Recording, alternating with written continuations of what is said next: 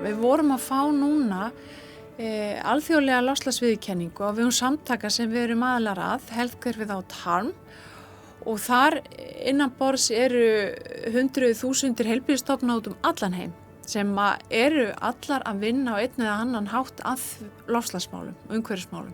Loftslagsmál eru alþjóðamál og þau eru heimsmál og sjúkrahús hafa gríðarleg umhverfisáhrif og það sýnir sig að það eru sjúkrahús út allan heim sem er að vinna markvisst að umhverfismálum og að loftslagsmálum almennt. Þarna fáum við sérstaklega fyrir í rauninni orku, bæði náttúrulega okkar orka sem við búum að hérna, er líka árangur sem við náði að draga úr orkunotkun, er líka ákveðnin svona stefnumótun árangur í loftslagsmálum.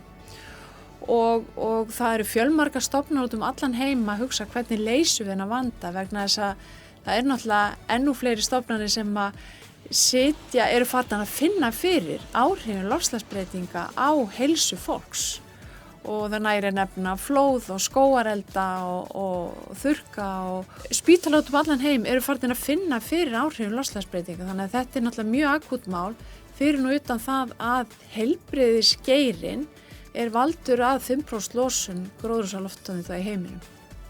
Bæði mikil orkunotkun, við notum mikið af vörum og ýmsu svona sem við þurfum til spítalans. Þannig að núna erum við til dæmis í alþjóðlegum verkefnum að því að hugsa hvernig getum við minnkað sóun og það eru spítalar allan heim að hugsa bara hvernig getum við sinnt okkar mikilvæga hlutverki en leið dregið úr þeim neikvæða áhrifum sem við höfum. Fyrir það vorum við að fá viðurkenningu. Þessi viðurkenning, hún sýnir að við erum í miklum og góðum takti við það sem er að gerast erlendis í þessum málum.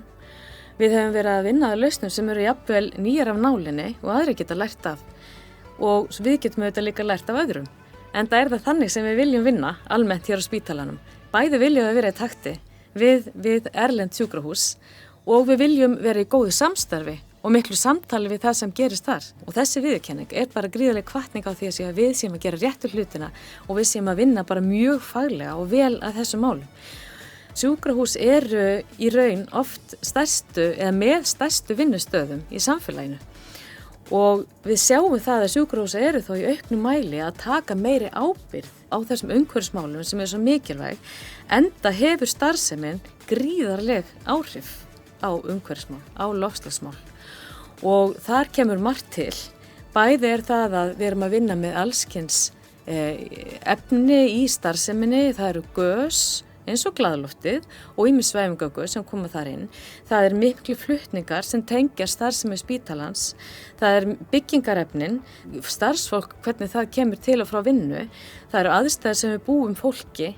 Þannig að það er ótrúlega margt í starfsemi spítalans sem hefur umhverfisáhrif. Við erum að nota mikið af einnota hlutum á spítölum og ekki síst nú á COVID-tímum og það er nú kannski ekki margt hægt að gera í þann tíma en það er gríðarlega margt sem er hægt að gera og það er svo gaman að hugmyndirnar koma oft líka frá starfsfólki.